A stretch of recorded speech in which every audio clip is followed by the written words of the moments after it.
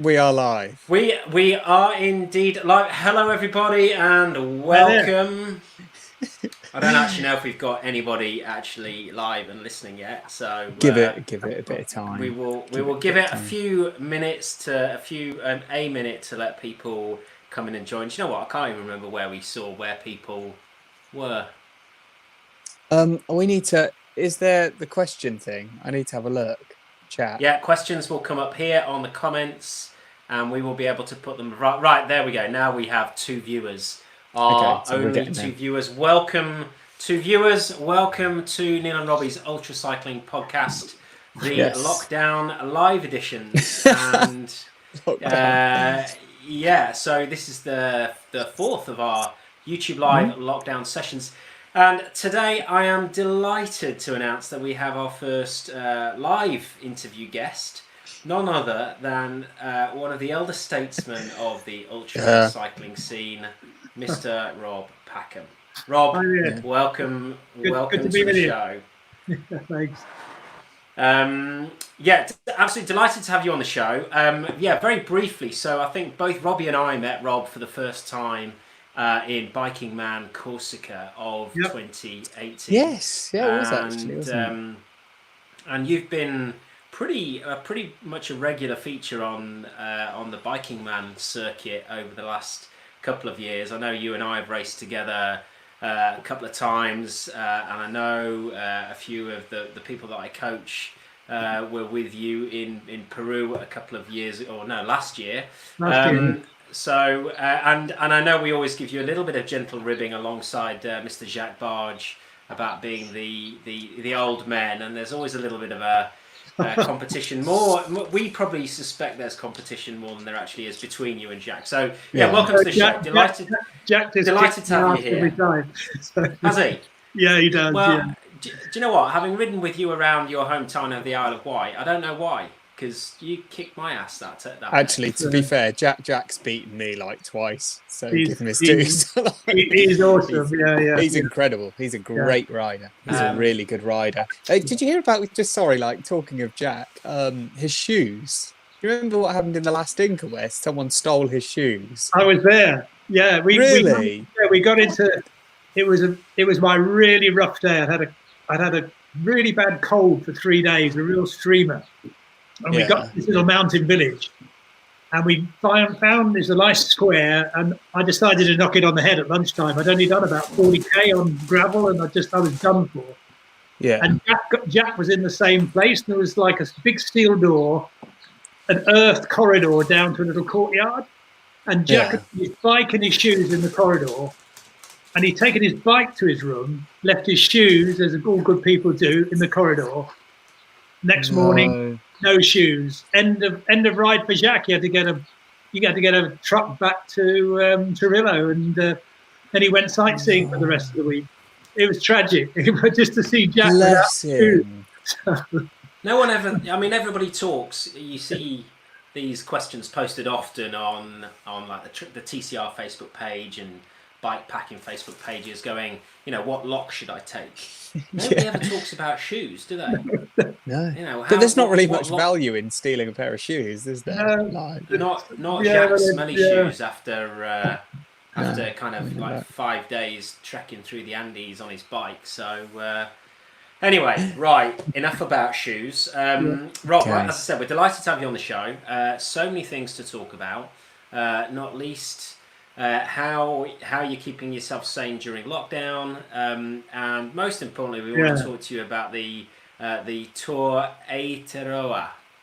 I pronounced that correctly? Aotearoa, I think it is. Aotearoa. Now, I know what we're all dying to hear, which is we're dying to hear Robbie pronounce that. So, Robbie.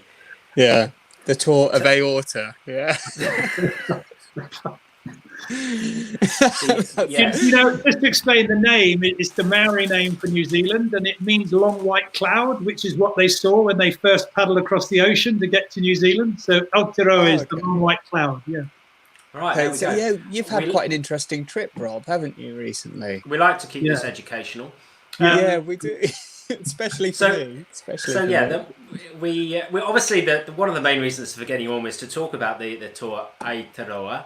and to find out more about that, because I'd not heard of it before you and John Poon started talking about it, and it just sounds absolutely fantastic. But before we get to that, why don't you tell us a little bit about your journey into the world of cycling and into the world of ultra racing, because you've not really been cycling that long, have you? No, I mean, as a kid I had a bike, and I've always had a bike, and when I was lucky, I retired 20 years ago and went to the Isle of Wight, and I bought myself a little mountain bike, and if I rode it 12 times a year, that was probably it. Probably never more than 10 or 15 miles just over the hills. And I've been riding seriously, I guess, since 2012. So it's about 8 years. And it all happened, basically, I was 63, overweight, unfit, and I still do a bit of photography, but I was doing some bird photography. Sorry, Rob, you don't look overweight. I'm not now, no. If anything, I'm underweight. Actually, it's interesting. Since I got back from New Zealand, I think I've lost a lot because I haven't ridden for a couple of weeks. You look more weight. You look well. You look so well, Rob. You really do, mate. Anyway, carry on. Yeah, so I saw this photographer at the side of the road, and there were a load of cyclists going by, and I stopped and had a chat with him, and it's a wiggle event, he said. They're riding around the Isle of Wight. So I thought, right, this time next year, that's what I'm going to do. So I bought a Specialized Sector Elite in Bristol at the Concept bike store there and started riding. And then I think the first long one was about a year later. Met some really good guys doing Land's End to John O'Groats. We would just sort of did it in 9 days. And one of those organised ones where you get the accommodation and tents and whatever. And then, to be honest, the real inspiration was Mike Hall. Inspired to Ride and Tour Divide, watching those videos. I thought, that looks really amazing stuff. So that was my sort of move into it. And then I guess about 3 years ago, I did Edinburgh, London, which is every 4 years, it's the opposite to Paris. And that's going to happen next year, all being well. And that's an amazing one. So that was the start of it, really, and then into some of the biking man stuff. Nice. So recently, so you and John Poon. So I've read a little bit about this race, this ride that you went to New Zealand for. Where did you find out about that? What's the story? How did this come about? Because we've always crossed paths in biking, man, but I hadn't even heard about this. And then John Poon's like, I'm going to New Zealand with Rob, and I'm like, is he? And I just got lost, and I was like, what, are they on holiday or something? Yeah. And then looking into it a bit more, I was like, oh crap, this is a race. I didn't even realise, but it's a long race. Tell me a bit about it, because I know so little about New Zealand anyway. I relate it probably a little bit too close to Australia than I should do. Because I was sitting there thinking, I was like, it's the kangaroos in, New Zealand, and asking silly questions like that. But so how did it come about? And tell us, and well, everyone listening and people obviously catching up on this later, tell us what the race is. So how did it come about, and how did you get involved? Yeah, well, it's my brother lives in New Zealand. He has done since the 1970s. So I've been out there a few times. And in fact, the year before last year, I nipped over there after I did Biking Man Oman. Seemed a good idea. Once I was halfway across there, I might as well carry on to New Zealand. And I did a lot of research. And there are three brothers, the Kennett brothers in New Zealand, and they pioneered a huge amount of off-road, mainly sort of trails. They pioneered trails and worked with the Department of Conservation there and the New Zealand government, sort of developing cycle trails. And I think the Tour Aotearoa started, I think this was the third one, and it runs every other year. The third one? I think, it's about the third one, I think. Certainly I think it's the third one. And the first one was a few people, and then this year over 1,000 people signed up for it. And basically, it's end-to-end. So you start at Cape Reinga in groups of 100 each day.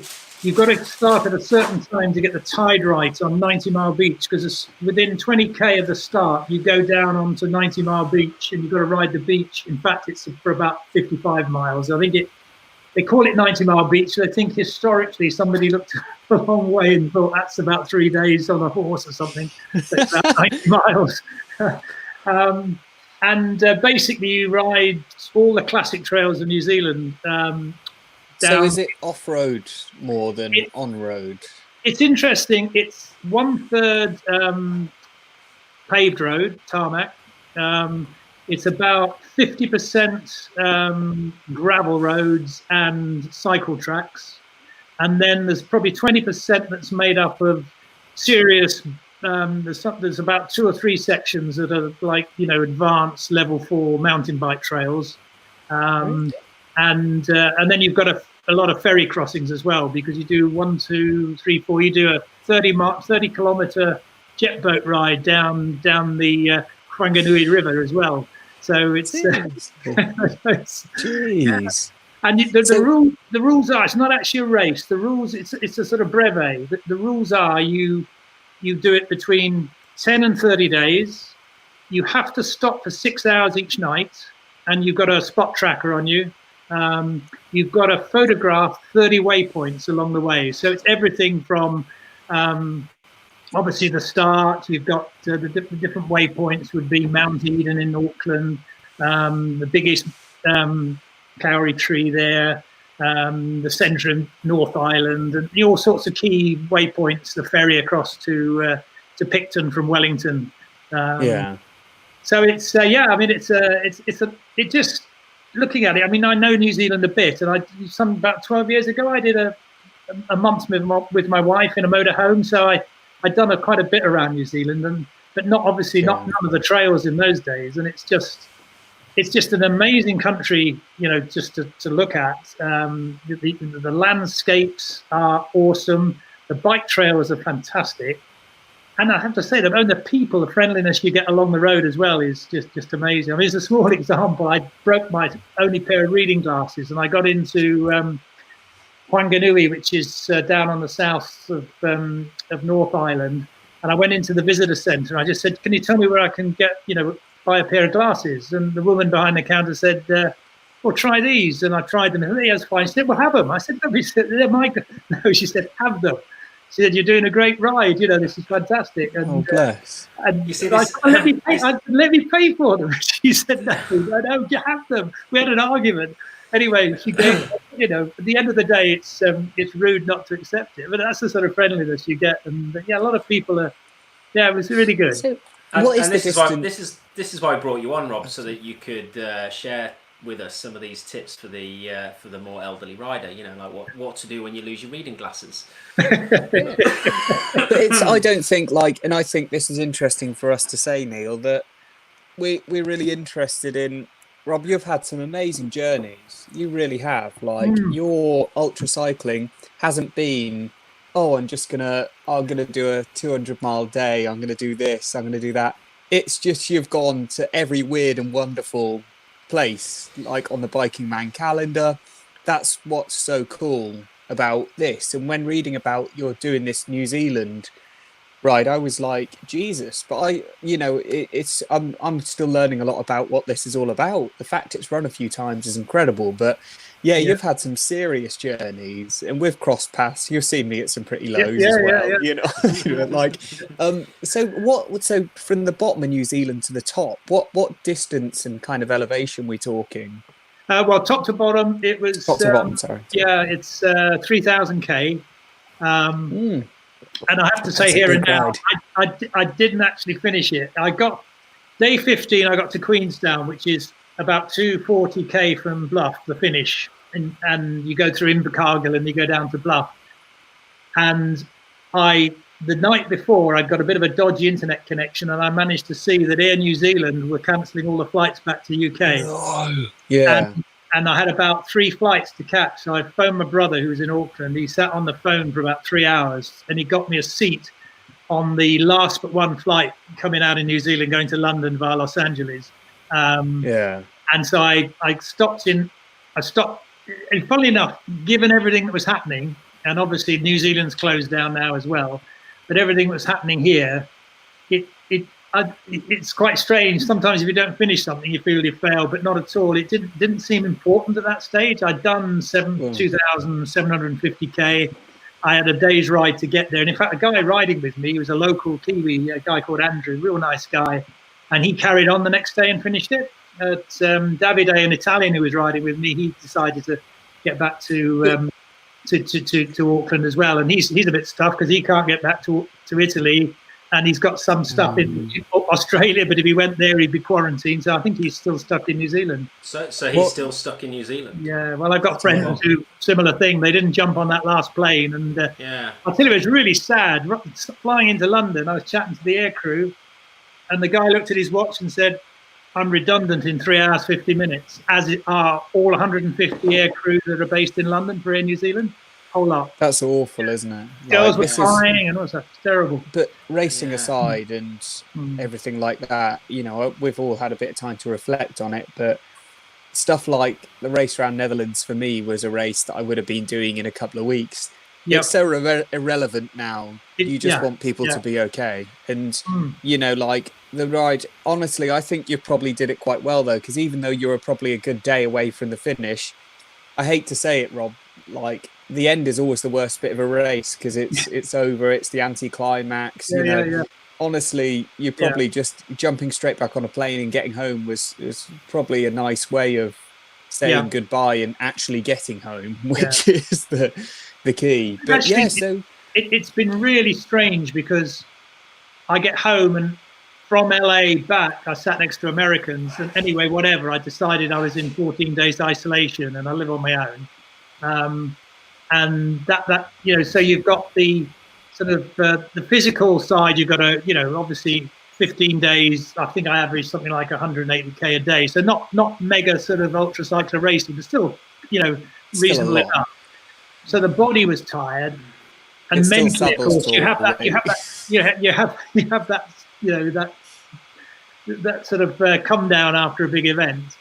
Plus 14 days of isolation. Oh my word! You know, it's actually been quite tough. But I got busy in the garden and I painted the bathroom, so you know I'm feeling quite positive now. So. We'll come back towards the end a little bit more about what we're all doing to cope with lockdown at the moment, because I know everybody's got different ways of dealing with it and different things that they are undertaking. But let's take a step back to the beginning, and in fact before the beginning. This is, as you've said, this is a very long race, 3,000k. It's very different to a lot of the ultra races that people do in that there was a lot of off-road element to it. Yeah. How did you go about preparing for it, both physically and how did you prepare your kit? What kit did you take? Wow, yeah. Not to go out there, I know. Yeah. Training wise, I work pretty hard. I've got a coach locally here, and you know, we did a lot of not long distance stuff, but you know, sort of 3 or 4 hour, and then a lot of high intensity. And I think I was certainly pretty much ready for it, training wise, and kit wise. That's always been a bit of an issue for me. I always carry far too much.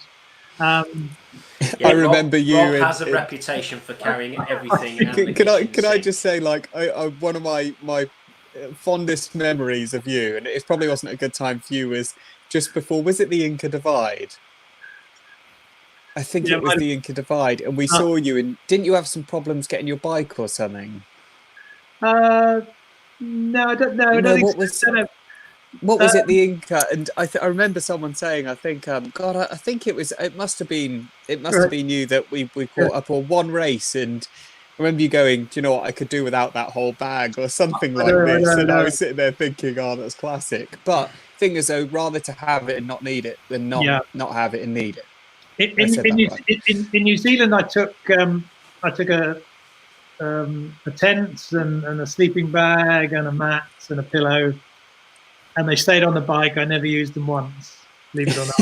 I couldn't believe it. It was just... No, I can believe that. Yeah, I thought I might. But I think I got on a bit of a schedule where I just, you know, it was so easy just to drop into a little B&B or something like that and just so much easier to sort of get up in the morning and go and stuff. So I got a bit lazy, to be frank. But and so was that easy to find as you're going round the court? Yeah, it wasn't too bad. There was the odd place, but basically using Guru Maps, and also the organisers give you a really good guide. Just like a full Audax type instruction, turn by turn instruction in 2 books, or you can have it obviously as a file on your phone, which is what I did.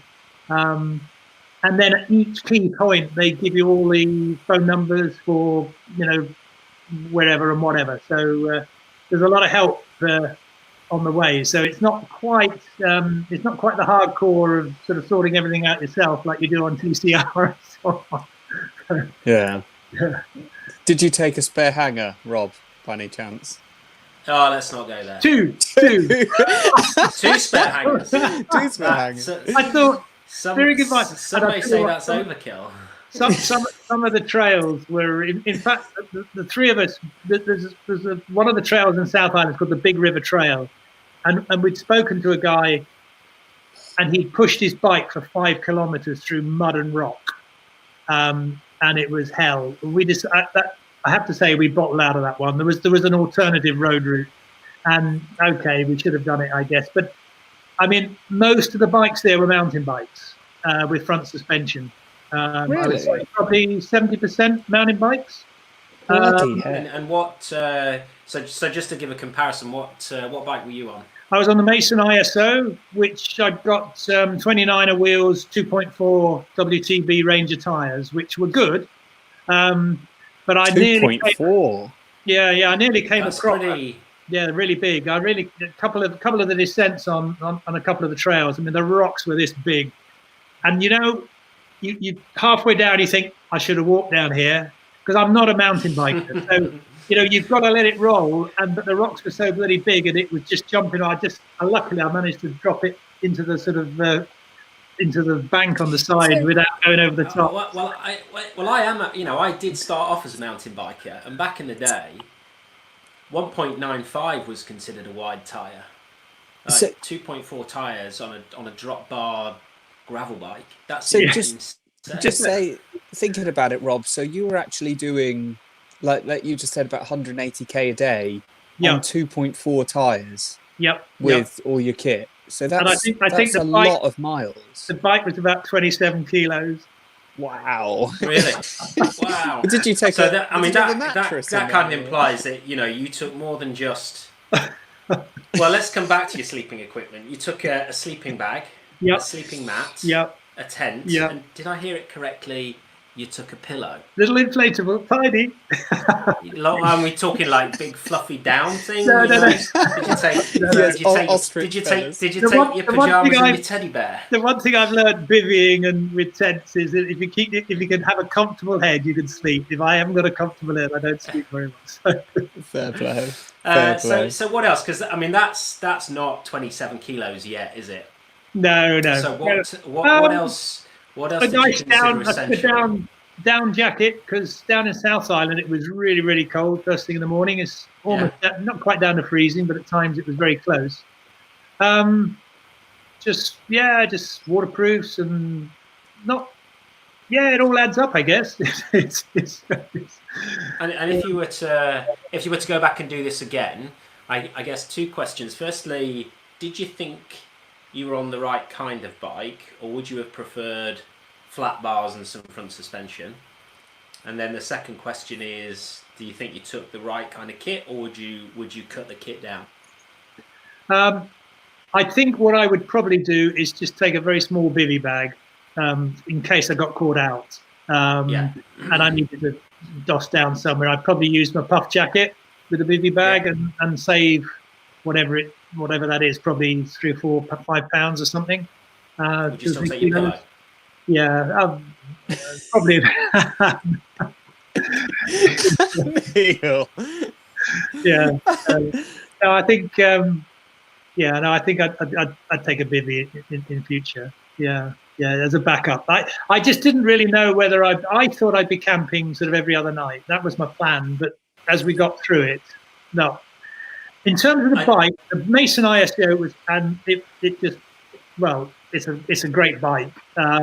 It's made for it. I mean, it was the one that Josh Ibbott rode the Tour Divide last year. Came sixth in that.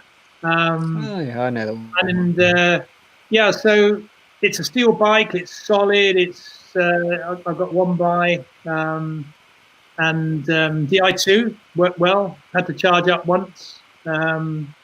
But apart from that, it just did the job and felt mega secure. I mean, obviously, it's not without front suspension. If you get serious sort of trails, you are lacking a bit. But to be honest, the really tough trails were probably a very small percentage of the overall. And on gravel and stuff. I mean, I was riding with I rode towards the end a lot with Andrew and Davide, and they had gravel bikes with much thinner tires, and I think certainly when we hit a bit of wet gravel and stuff, I think I was able to sort of relax a bit more than compared with them, and it just flowed over the gravel and stuff. So yeah, it's no, I'd ride that again anytime. Yeah, it was good.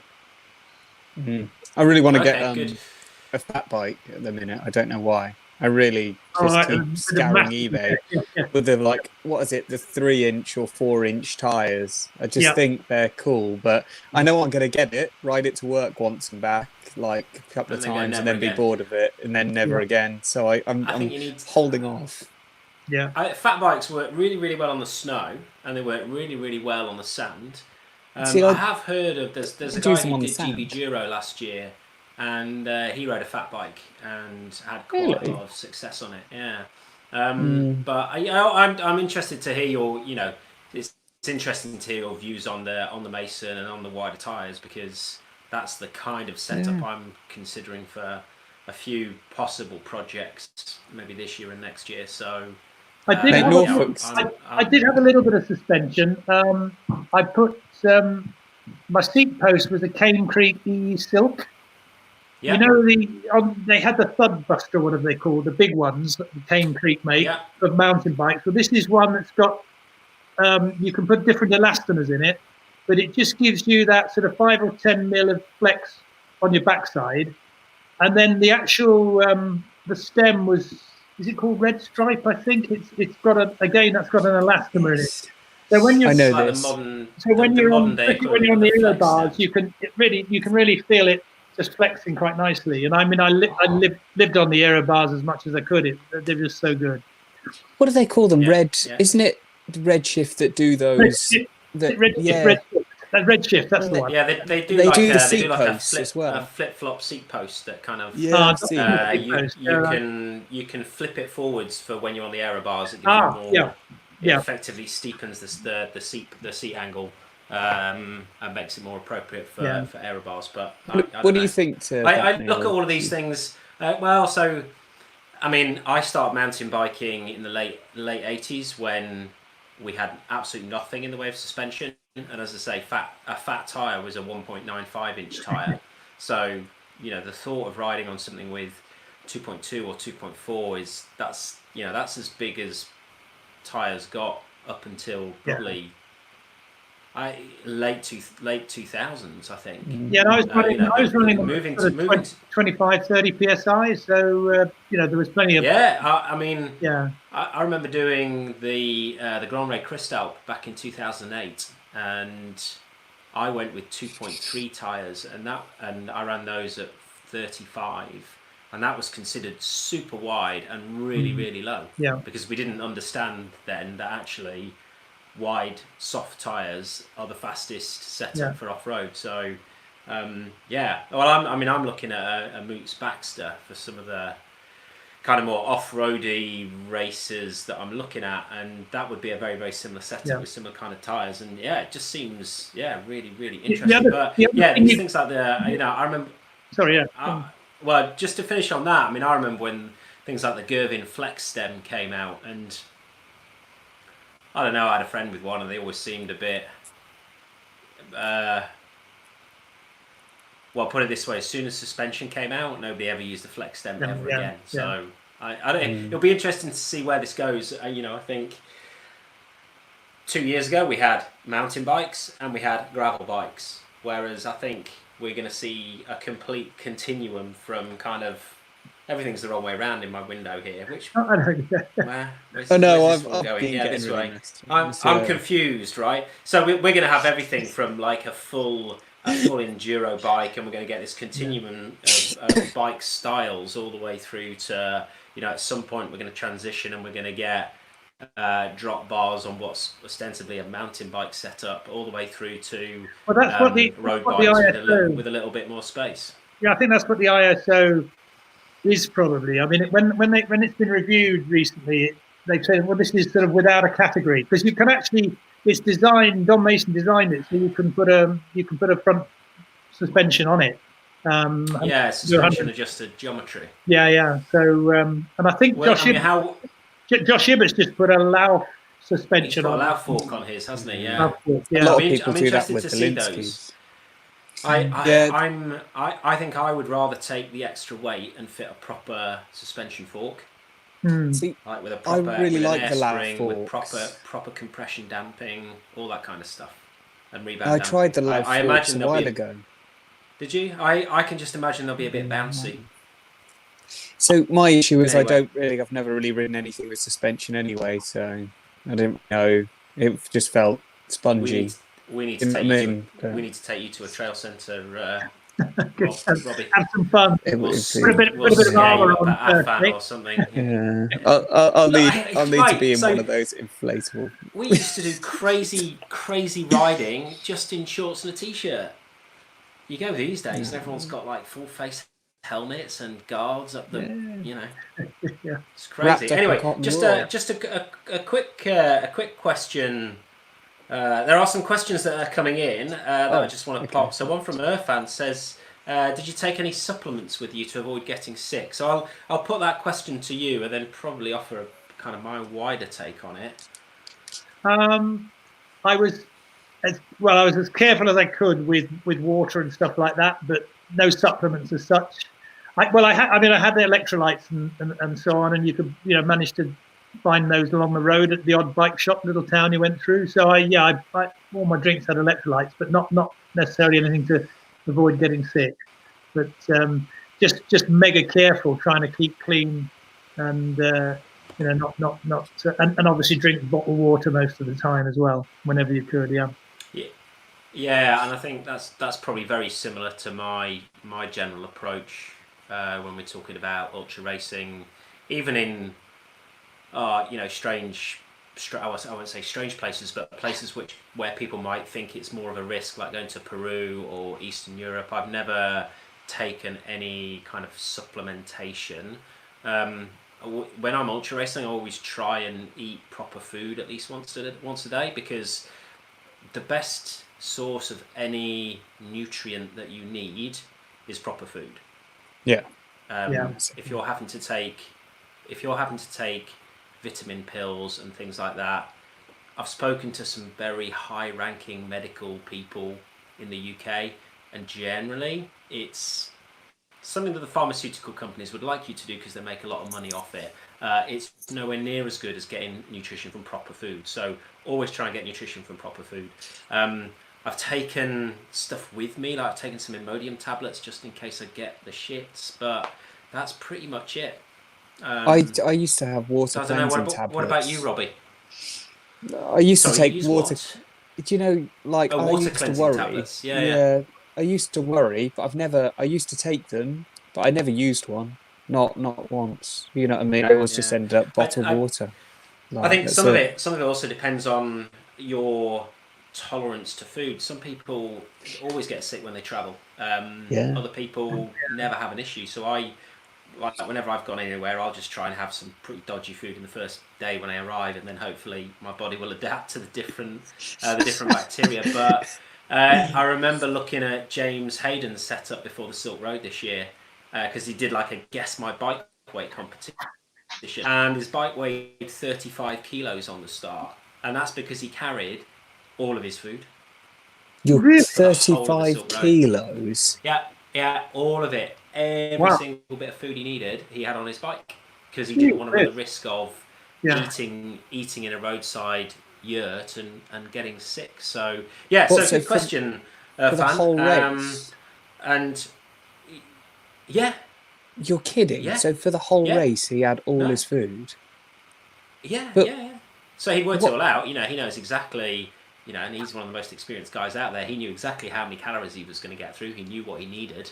And Did he filled not his pass bike a up. McDonald's or anything? Bike weighed like 35 kilos. Robbie, have you ever? Jesus. Well, I know you've never been to Kyrgyzstan. You can't even pronounce the name. Mate, I've only left Norfolk once or twice. Yeah, and even then you get a nosebleed, don't you? But so many people Yeah, right. crashed, didn't they? Crashed and burned with bad tummies. Yeah. There's no McDonald's really when you're up in the wilds of Kyrgyzstan, Robbie. That's unfortunate. I hate to say. Anyway, we seem to have lost Robbie. What a shame. I was going to get him to pronounce more strange names. So hopefully that answers that answers your question, Irfan. And just a quick one from David Gregory says, Redshift are brilliant. Apparently you and Rob were talking about his on the Healy Pass on Transatlantic Way last year. And maybe I should check them out. I don't know. I've never felt particularly Well, that's nice. by using them. I think maybe that's the mountain biking background, because I came from a background where that's just what it was like as we were rattling around everywhere. I mean, that Transatlantic Way is another ride. Anyway, Rob, Sorry about that. well, we'll come back to that. This one from Brewkeg Tap. I think that's actually your son, isn't it, Rob? Yeah. Anyway, great. We welcome everybody on this show, even family. I don't think my mum's ever watched this show. Mum, are you listening? Are you watching, Mum? Isn't? Yeah, she's out riding a bike somewhere. That's Johnny there, I think. Yep. Have you seen? Well, I will answer this one. Rob's son. It's very important to take a mech hanger on the trip, because you never know when they might break. That is true. Right. That is true. Okay. Can we just Xavier? Except is I've just here. got to show this last one. David says 35 kilograms is almost as big as my belly. That is, I can't believe that. I thought I'd add that one into the world. I don't think it's quite that big, Dave, but never mind. At least we have to were give looking on your camera position for the Zoom conference calls whilst we're riding at the moment, because when we were on a ride the other day, we got Dave's belly in all its glory. I'm going to hide that now. No. Okay, so I think that pretty much covers off the equipment side of things. And yeah, it sounds like you went kind of very, dare I say it, over prepared and with a lot of kit. I'll tell you, I used the tail fin on the back. There was I don't know if people know, it's the solid. We've all got one now. That was so nice. It really was. It's for me, it's a game changer. Big fans of the tail fin here on the show. I've been running one since the beginning of the year. So I ran one in Rwanda and Oman, and I just found them excellent. The ease of access, I think, was the key for me. Ease of access and the ease at which you could take them on and off, I think was that for me was the real game changer. Just a word of caution: when they're open and you've put your bike against a lamppost or something, just be very careful your bike doesn't fall over, because I did, and it ejected the whole contents of my tail fin into a storm drain. Oh no! At 4 o'clock in the morning in Rwanda. No. I think the only thing I lost was the charging cable for my Bluetooth headphones. That's the worst thing to lose. Yeah. Well, I had to sing to myself. Really? And if you've ever heard my singing, I can't say I have. That's not a good thing. Right, anyway, we're hopelessly diverging here. So yeah, coming back to New Zealand, what were you kind of expecting in terms of? I mean, we've heard about the terrain in terms of the mix of. There's New Zealand. There's not going to be like dangerous snakes or anything like that. Is it not like Australia? Is in like this? No, not at all. New Zealand. Yeah, no, it's mega safe. some of the driving of certainly amongst some of the youngsters, put it like that, can be a bit crazy at times. There's one or two of the riders got some silly, like a couple of them, they had a car passing them and somebody let out the window and bashed somebody on the back with a strap. But that's I think it's pretty isolated. I mean, I guess that happens everywhere though, doesn't it? Like America and things like that.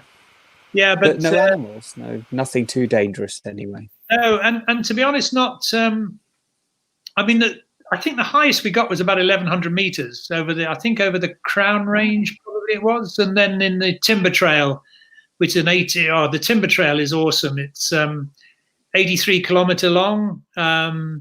So it's a single track, and in the last part, you get onto an old timber railway line that's all obviously totally unused now, and and suspension bridges going across these ravines where you've literally got 100-foot drop below you, and then some of those suspension bridges, the only way you get across it is to pull the bike right up on this back wheel and walk across slowly on it because they're too narrow. Oh wow. One section is about 8 of those, and you get to the next one, not again. Because you can imagine heavy bike you get to the bottom of the slope and it's going like this, and then you've got to push it up the hill to the other side. Nice. Hiker bike then. Some proper stuff. Yeah. Nice, yeah. So when it came to the ride, was there anything, where were the difficult sections when you were looking at the map in the original start? Over the 3,000 kilometers, where were you thinking I'm going to have problems? Where's this is going to be tough? This is going to be tough. What was your first initial thoughts? The 90-mile beach has got quite a reputation because if you've got a headwind there, it can be absolute hell because it's totally exposed and you're riding for 55 miles into a head. And in fact, the week before, I think some of the groups starting off, they were literally riding in a pack of 5 or 6 people, and I think they were making about 10 kilometers an hour into a sort of 25-knot headwind. When we rode it, it was a sort of cross tailwind, and then for the last sort of probably probably about 50 kilometers, we had a tailwind and just sort of riding along, very, very easily, 25, 26k the whole way. So we were very lucky. And if you take too long, does the tide come back in and kind of wash you all away? They start you at the right tide, so you've got 20k to get to the beach, and you hit it just as it's dropping off onto the hard sand, and then you've got whatever it is, 6 or 7 hours before it obviously comes back in again. So talking to quite a few people, because although I started in the second wave and there'd been a week's gap between it because the tides were wrong during the day, but we caught up with people who'd started a week before, and they were talking about having to sort of bivvy out in the sand dunes because they just couldn't make the beach before the tide came in. So like literally the tide came back in and they were running into the sand dunes to sleep overnight and then come back out the next day when the tide went out? That's right. So just depending on whether it's springs or neap tides, the top sort of 20, 30 feet was like solid, really loose sand. You couldn't have ridden on it. So, they just, no, unless you're on a fat bike. Yes, fat bike would have been good. There we go, Robbie. That's the right bike choice, clearly. I think we should get fat bikes and just make our own fat bike ultra race. Like, the Alaskan ones and the ones in the snow. Where they you have to do like 50k Iditarod. Yes, Iditabike. But so I mean that's been around for many years. It started off as a husky race, and then it became a husky race, and then plus a running race, I think. And then they added bikes in, but they added bikes into it like in the 80s or 90s, which is before fat bikes existed. So they used to run some super custom rigs where they would have double wheels. Double wheels. Double wheels. Yeah. Go and check it out. I will. I'm gonna Google it later, and I'll put it into the show notes. Iditabike, double wheeled bikes. Nice. So there we go. So without obviously the beach and stuff like that, what were what were the highlights, the tough points of the ride then, Rob? What were the things that not necessarily caught you out, but that you just really enjoyed? I mean, the Timber Trail was awesome, and then there was a ride. I forget the name of it. Some of the names I can't remember, but the ride going to the bridge to nowhere. There's a bridge literally in the middle of absolutely nowhere, because after the First World War they'd given land to settlers, and basically it was chronic land. It would, nobody could really grow anything on it, but in order to try and encourage them, they built this lovely concrete bridge across this ravine, and it's literally just sits in the middle of the jungle, not really jungle, but in the forest. And the trail to that, it was just that was pretty awesome. I had to walk quite a bit. It was just, you couldn't get up it, and you couldn't get down it safely, and I nearly came off. Well, I actually came off twice, but luckily at slow speed and not too much damage because of my lack of mountain bike skills.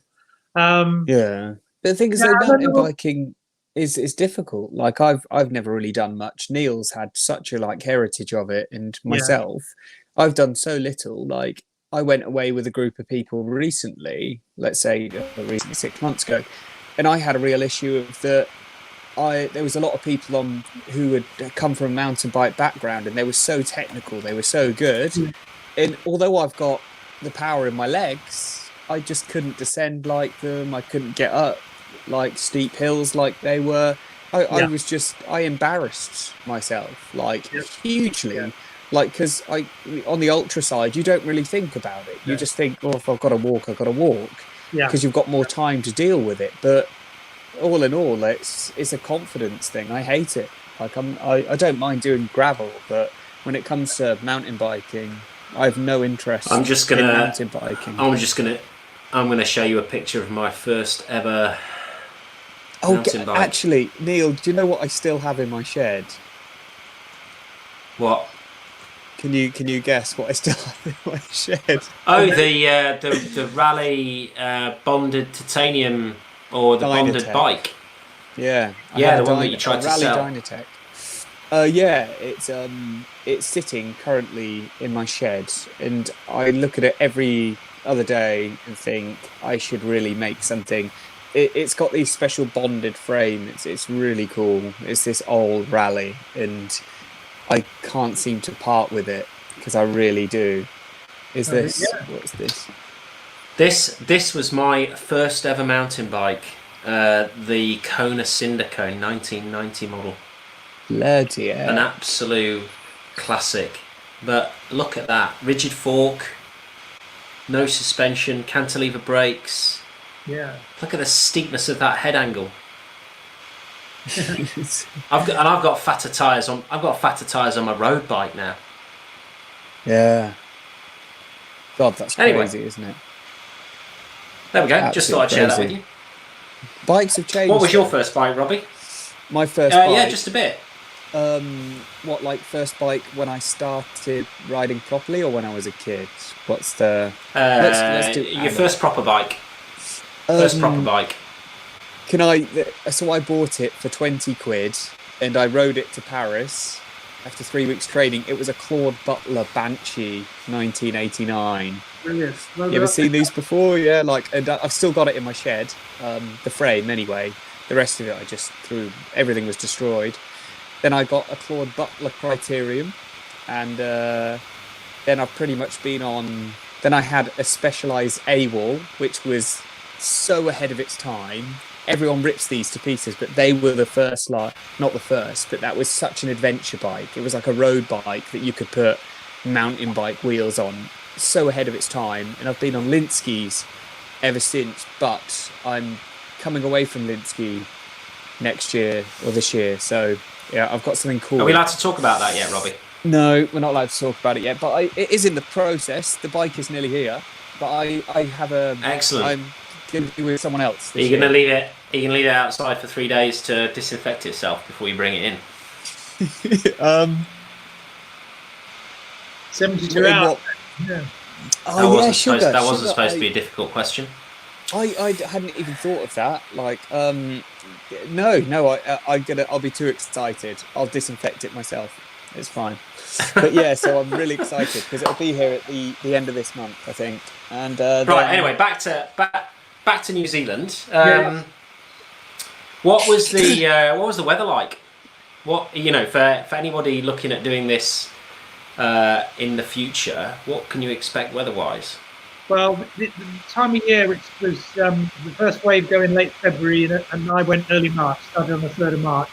It's often the best time, not so much rain, and in fact, I was so lucky. I mean, we probably had half a day rain up in North Island, and then the whole of South Island, that west coast of South Island, you get the storms coming through the Southern Ocean, and you can get some mega big rains down there, and a lot of people behind me and in front of me got very wet. We didn't have a drop of rain in South Island. We were so lucky. Not a drop of rain. Really? So, but you can expect. And everybody says you'll get rain. It's a bit like the west of Ireland. You'll get rain on that west coast of South Island. Down. Yeah. So immediately making me reconsider.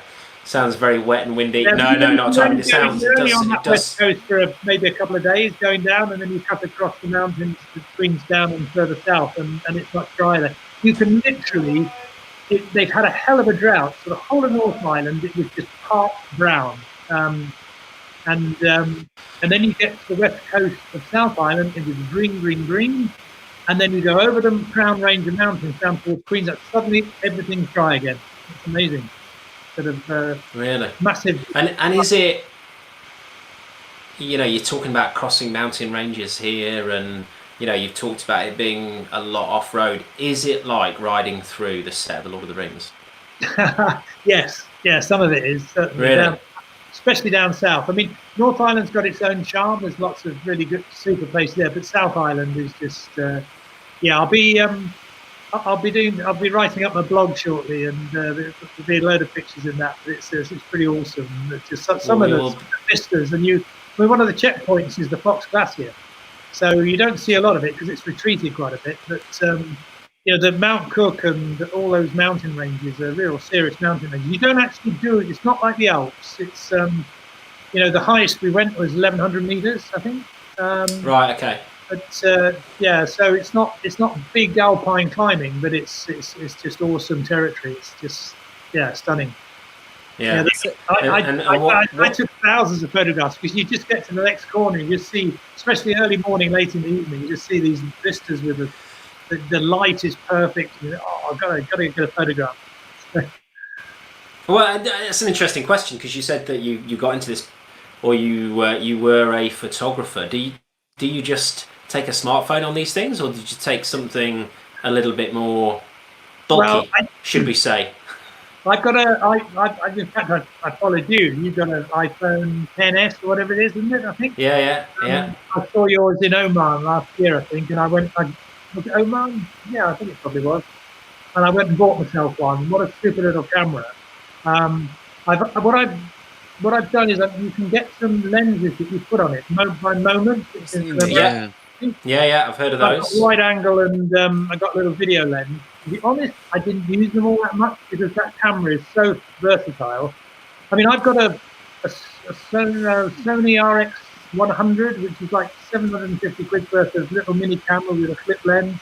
I just don't use it because it's much heavier, and the phone, to be honest, does everything for me. I've just gone to an iPhone 11, and well, that's even better. You've got the 3 lenses, haven't you? Yeah. It's incredible. It's just like beyond any camera I've had. And you go out and you sit there thinking, look, have you ever heard of I'm going to give them a plug. There's this thing called Skillshare. It's like an app on your phone, and they do loads of videos about how you can do things. And there was a course about iPhone photography. I did it, and I was just like, God, you can do so much with an iPhone these days. The cameras are that good. You can literally use it. Not as good as a proper camera, but still, you can, for something that just sits in your pocket that you make calls on. It's just incredible. Absolutely. And you can do all the editing afterwards as well, which is really good. I have on an iPad, although I don't take it with me, a thing called Polar, which is like you pay about 20 quid for it, I think. But you can have graduated filters so that you can just sort of, if the sky's a bit blown out, you can bring it in and all that sort of thing. So Nice. Nice. Yeah, Cool. There we go. We have started to get technical. I mean, I guess this is one of those. Just get rid of that. You know, they say never work with. There'll be somebody trying to sell you a new mobile phone plan. They say never work with kids and animals. Never work with old people. Oh, people. My two phone's Robs don't going make off. a right. Oh, where's my phone gone? Oh, what's that noise?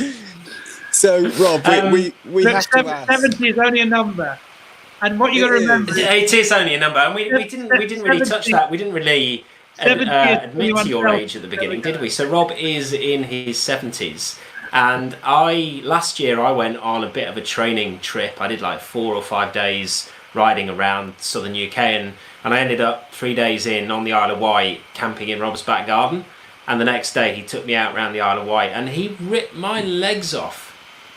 It was a tough day out. So yeah, 70 is just a number, and I think you are definitely testament to the fact that anybody can get into ultra racing. Anybody can go and do these things.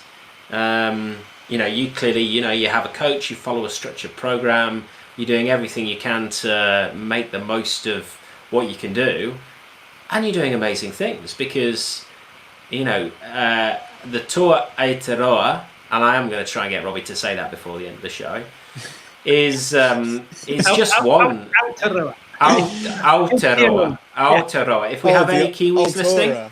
The Altura. And I might have it wrong, but I think that's how it is. Yeah, probably. But this isn't the only kind of big event that you've taken on, and we've already talked about the fact you've been in Corsica, you've been in Oman, but you also did the Inca Divide last year, which how do they? They're two big rides in two very far flung places. Yeah. Transatlantic Way a couple of times the last 2 years. Yeah. Well, that's just wet. Yeah. How did you find Peru? How did you find the riding in Peru? I think that it was very different from New Zealand, but it was probably in terms of my, ultra distance sort of events that's got to stand out there because I rode with Chris and Ed most of the time when we realised sort of halfway through that we weren't going to make the cut-off to go around the high-level loop from CP2 to CP3. And in fact, I'm glad we didn't because talking afterwards, I think only 12 out of 60 guys finished it doing that. And I was really ill for about 3 or 4 days. But it was really tough because just finding places to eat was the real challenge I found in Peru. I went for one of the days, I had a bowl of soup with a bit of chicken in it at lunchtime, and I didn't get a meal till the following lunchtime. Apart from the odd thing of biscuits for the little shop and so on, just couldn't find any food. It was really tough. It was awesome. Just the way they carved the roads out of the mountains, and generally speaking, really friendly and really safe. Super, but amazing place to ride. Just you can ride through a whole valley for half a day.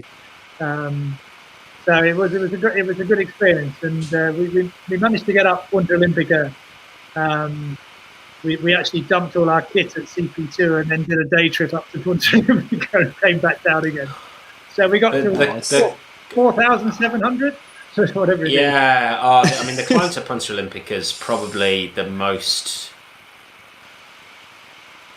It's the most awe-inspiring ride there is. Soul-destroying, awe-inspiring, magnificent, horrific.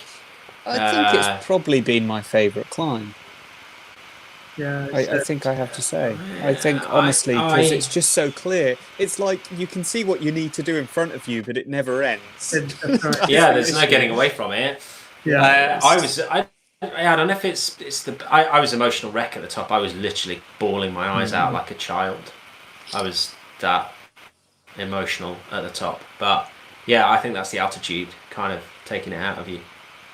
I did a lot of altitude training before. I hired a machine from the altitude centre in London and slept in a tent for a month. and then exercise 3 times a week with a mask at low levels of oxygen. Really? Did it Yeah. help? Well, then we got there, and I went with Chris. We grabbed an old wagon and went up to, I forget the name of the place. We went up Huamachuco. Yeah, Huamachuco. the 3,000, about 3,000 meters. So we rode up there for about 5 or 6 days. In fact, Terry came and joined us, and that was, and Ed, of course, and so I think I did what I could, and I was absolutely fine. And it was really interesting that when you get to us, I can remember walking up the stairs when we got to the hotel at 3,000 meters and thinking, oh, just carrying the bags up, that was tough. But 5 days later, it felt fine. So, and I took those, I think the tablets you take, what are they?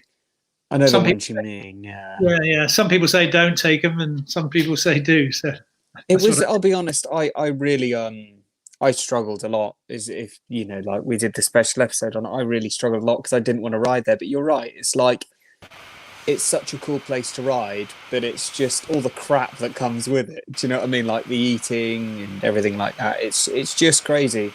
Yeah. So let's talk about the future, Rob. What are your plans? What roads are you going to start destroying on your way around the world? That's a real big question right now, because this year I plan to do Corsica, Biking Man Corsica next 2 weeks time. Yeah. Then I was going to do Taunus, which is a guy called Jesco, who I met doing the transatlantic race 2 years ago. He was in Germany. He lives near Hoffheim, near Frankfurt, and he's got this year it's 1,000k. Well, it would have been if it was going to happen. It's still not. Well, it won't happen because I think it's in June. And that's through the forest, the Taunus Mountains. I did that last year, and that's a lot of it, mainly off-road. Really, that was a super ride. And then I was going to do the Pan-Celtic race. I heard about this. With my son, we were going to do a ride as a pair, and that's basically all around Cornwall, across into Wales, across to Ireland, and back to the north of Wales again. That would have been awesome, and all that's gone. So, to be honest, I think I might have been ready almost to sort of just start doing some easy bike packing on my own and just chill out, which hopefully might be able to do at the end of the year. I want to ride the Camino, the Santiago de Compostela, that pilgrimage route. That's the thing I want to do, but I don't know. I think maybe I'm not saying slow up, but I just need to perhaps, I mean, in this last couple of weeks, it's quite difficult to sort of motivate yourself to train and stuff. And I'm just literally, I've done a couple of rides since I got back. And just rides really. And that's a difficult thing for everybody at the moment. Is how do we motivate ourselves? I was doing a video on that yesterday, ready to go live on YouTube. But because we've all been looking forward to these goals for the summer, and they've all gone. I'm still hoping that come August, September, things will start to be, I won't say returning to normal, because who knows what normal is going to look like after this. But, people are going to need economies to get back running again. Tourism, encouraging that is going to be top of people's list of things to try and do. So, I think we just all might stay a little bit more local. Driving to France might be more the norm rather than flying to the other side of the world. I can see a lot of UK stuff happening, when we eventually get out. For me, not gonna lie, there's going to be a new normal, isn't there? There is going to be a new normal. But I think for everybody listening who's struggling with this, then have a think about goals. Look ahead. Think about what do I want to kind of put in the diary for October or September. What do I want to put in the diary for next year that keeps you riding. We're lucky in the UK in that we can still go out riding for exercise. And I know I'm a firm believer that if we look at this on a population level, keeping people exercising is really, really important, because that's how you fight off in general, how you fight off this virus. So I think it is important that people do exercise, but that's not the same in every part of the world. You know, a lot of people here listening are from the UAE. The UAE is in complete lockdown. You have to apply to a government website to get a permit to leave your house. Wow. What about food? How do you get food? Well, you apply for a permit to leave your house to go to the shops. Are you kidding? No, not at all. So as a result, everybody in the UAE is riding on Zwift. So I'm doing my bit and keeping them company. So only 100 miles this morning. I don't know if Kerry is still listening, but I'm going to blame Kerry for my somewhat tender bottom at the moment, because well, first of all, she did 100k the other week, despite professing that she hates Zwift and she would rather smash the trainer into little pieces than ride on it. The next thing I know, she says, right, let's do 160k. So I was on the turbo at 9 o'clock this morning. I rode for 5 hours and 10 minutes and did 160k, and now I'm a little bit sore, which Kerry clearly finds amusing. Kerry has just put a Kerry. comment there, yeah. Hey, Kerry. But do you know what? I actually enjoyed it, and I think partly we associate the turbo trainer with hard intervals, but I think if you're using things like Zwift, things like Ruby, things like Road Grand Tours, then actually you can treat it more like just riding. And if anyone's struggling with getting to grips with the turbo at the moment, then you go and just ride on it. Just ride on it. Create meetups. Get people on Zoom meetings. Like I'm running Zoom conferences so we can all see each other's horrible sweaty faces, and it helps create social connection. It helps motivate us to get on the bike and makes it feel a little bit more like a normal ride. Although, 105 hours without moving from your pain cave. Yeah. It's did you not easy. Have you seen some of these comments coming in? Yeah, Kerry says hi, Rob. Hi, Kerry. Hi. Hello, Kerry. Hi, Kerry. that was the one I wanted to talk about. And Xavier Xavier says we're always welcome in the Alps. So Xavier has moved from Belgium to Geneva. So I'm going to be first on the. Yeah. I'm not going to say plane, because there's been a lot. It's good that there's all this air travel. I'm going to get on the train. I want to be an X-man, so. Yeah. Xavier. Sorry. Right. So Carl says,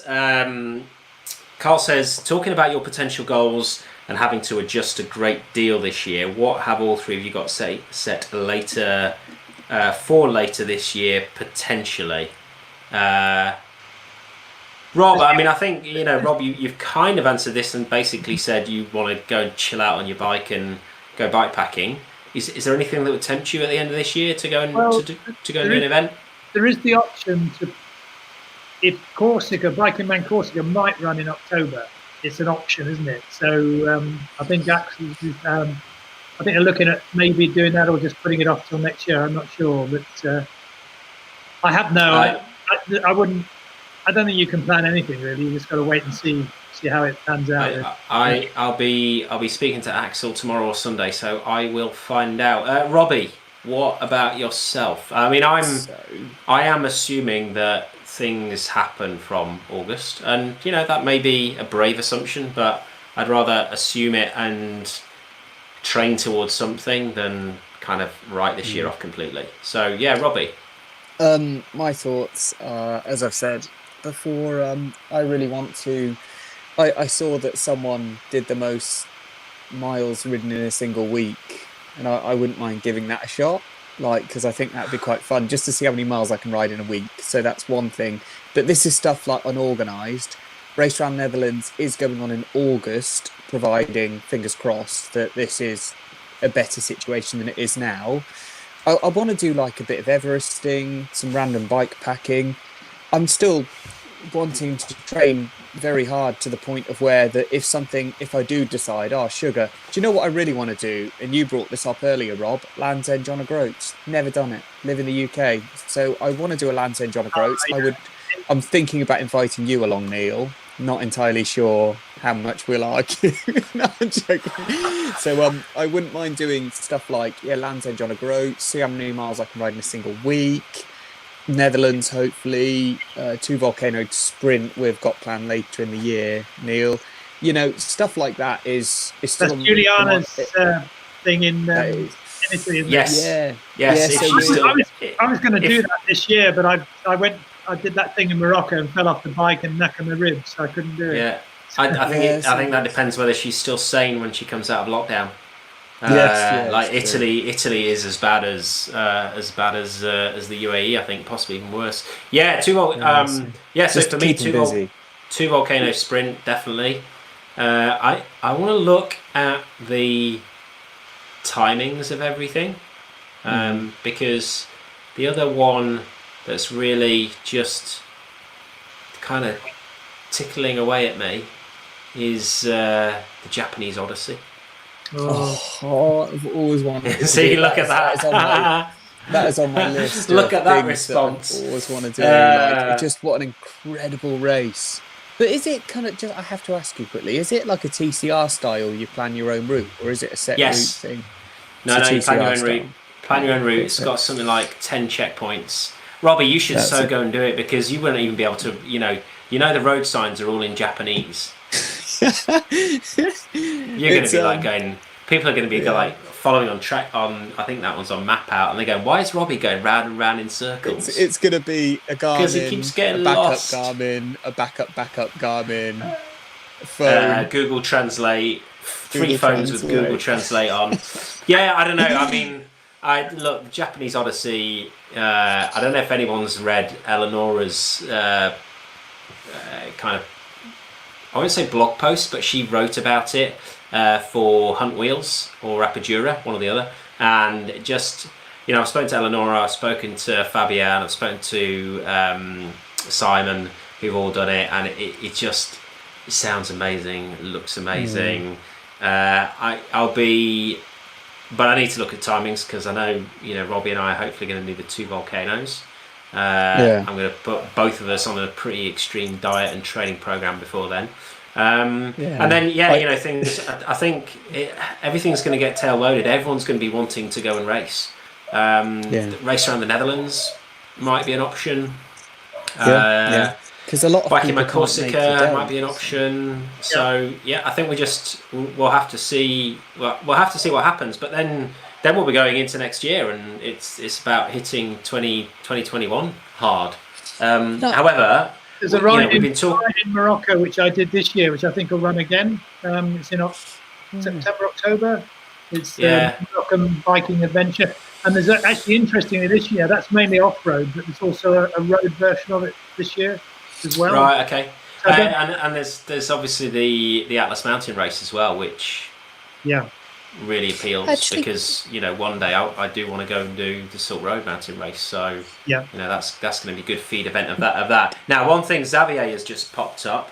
I am assuming that things get back to a semblance of normal and we can travel. I am hopefully going to be spending 3 or 4 weeks in the Alps riding and doing training camps. So if anyone's interested in kind of ultra racing training camps, or exploring gravel tracks through the French Alps, then do get in touch. But Xavier and I kind of started talking about that this year, which is the 7 majors, les 7 majeurs, which just looks insane.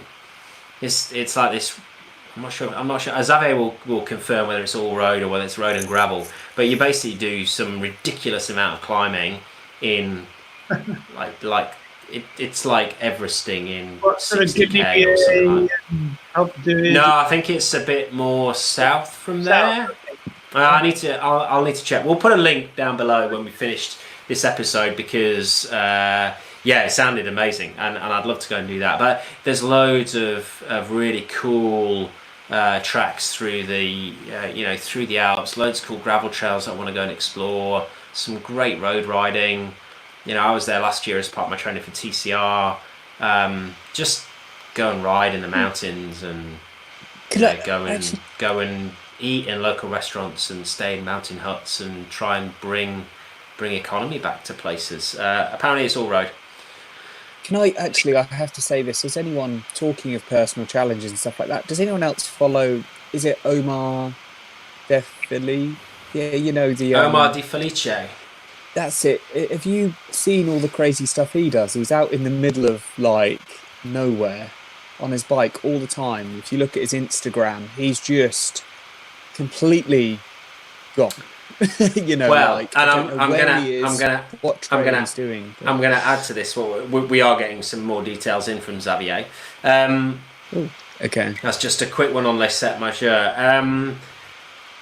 Omar De Felice made a thing out of doing kind of rides, really, really long rides in really, really cold conditions. I know he's done Alaska and places like that. Fat bike. I want to buy a fat bike. This is another reason to buy a fat bike. Right. So he was doing them on kind of studded road tires, I think. Now, has anyone? And I'm not saying has anybody, but something for people to go and check out. Go and check out Stephen Laharic and Perrine Farage have just done across.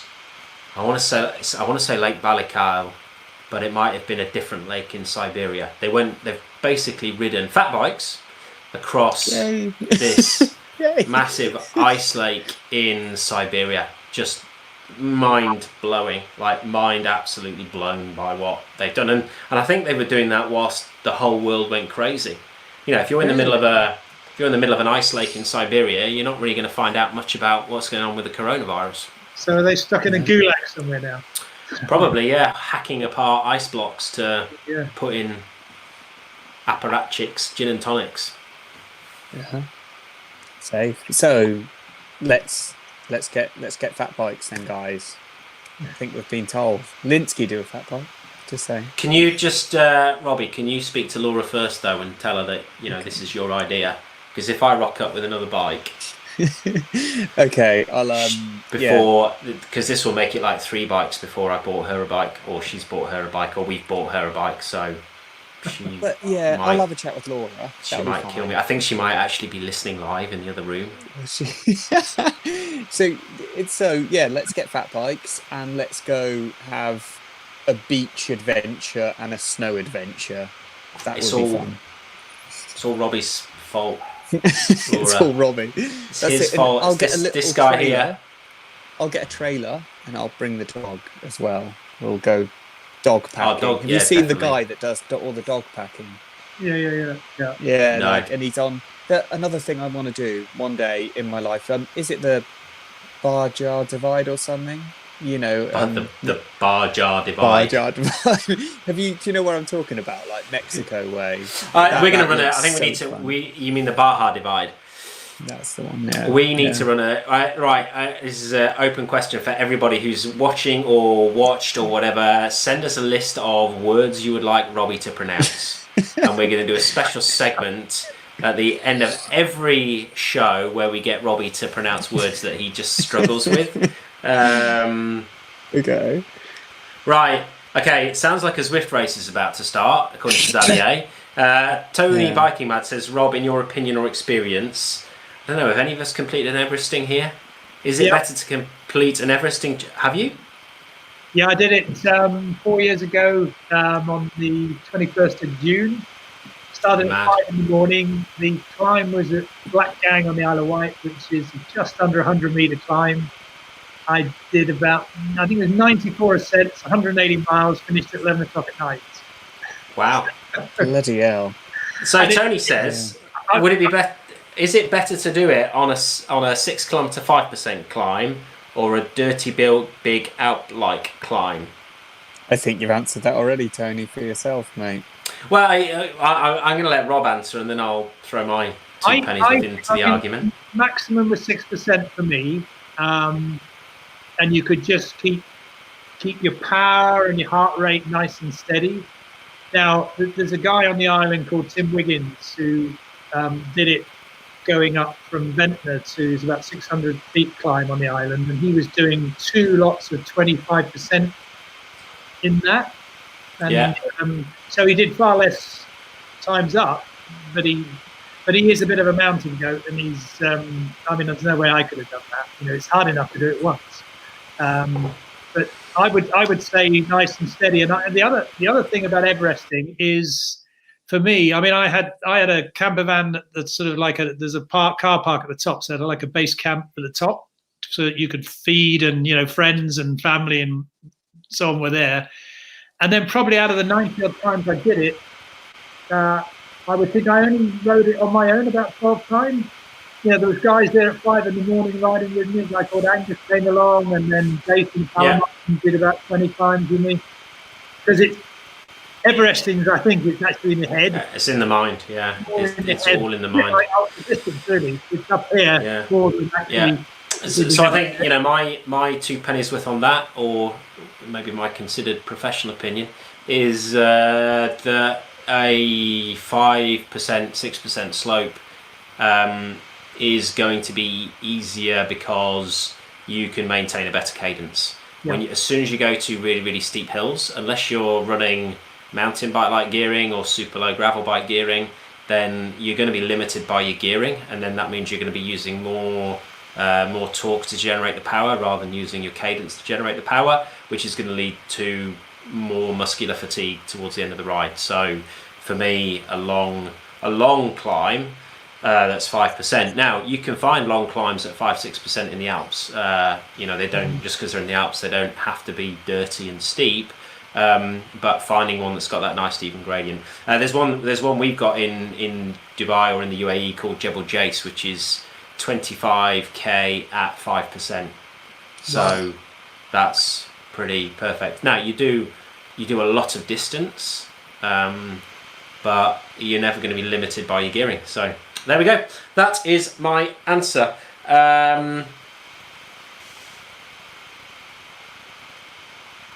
Hello. I think we're done. Yeah. I was going to say, you know, I really can't. I hope we catch up soon, Rob. You know, that's the important thing. Thank you so much for coming on and telling us a little bit about it. But I think, you know what, it's just incredible. Like my dad, like I'll be honest with you, my dad says to me all the time, like, do you ever worry about, you know, will you be able to do this when you're older, or what effect this might have on your kind of like, you know, body when the older you get doing this? And I sit there thinking, well, actually, if I turn out anything like Rob, I'll be quite pleased. You're not like 70 smashing away at these ultra races. So like you know, if runners, they say you get probably good, you know, you can only run a certain amount of times before you destroy your own knees, you know. It's just goes to show with cycling that doesn't really have that effect. Yeah. So thank you so much. Absolutely. I think you are a shining example of how you can keep doing this, you know, well into your 70s. It's great because it means I've still got another 25 years to go just to catch up with you. So yeah, but look, thank you ever so much for joining us. Thank you for talking about the Tour Aotearoa. The Tour. It certainly inspired me to go and have a look at it as something to do into the future. I'd love to go and spend time in New Zealand. I just need to persuade Laura to learn to ride off road. So if you're listening, Laura, in the kitchen, fat bike.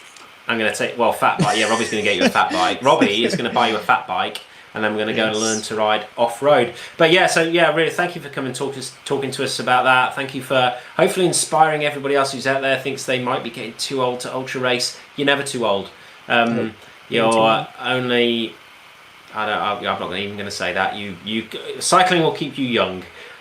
So awesome. Thank you so much for turning up. Thank you everybody for listening and watching. And stay safe, stay sane, stay socially isolated, stay physically isolated. You can socially kind of talk to people, join Zwift up meetups, join Zoom conferences. I will be doing an open ride tomorrow. We're going to do the 4 Horsemen on Zwift. with Zoom conferencing. So if you want to join myself and some of the people I coach, then PM me or find me on Zwift, add me a friend request and PM me to come and join that ride, and I will invite you in. Robbie, are you going to be there? Maybe. What time is it? 9 o'clock. No, maybe. I'll be honest. I'm trying to. It's like very warm, so I might spend my little bit of exercise outside tomorrow, then come in and join you guys. That is the plan. I'm going to go and lie in the garden now and get my vitamin D for the day. Right. It's lovely. You can tell I'm already getting tan lines, and I was barely even out today, so it's going. This is good. Oh, thanks for having me on, and it's been good fun chatting. I really appreciate it. Good awesome. Thank you so much, Rob. We'll catch Thank you, Rob. Mate. And cheers, Robbie, bud. I will see you again next Friday, same time, same channel.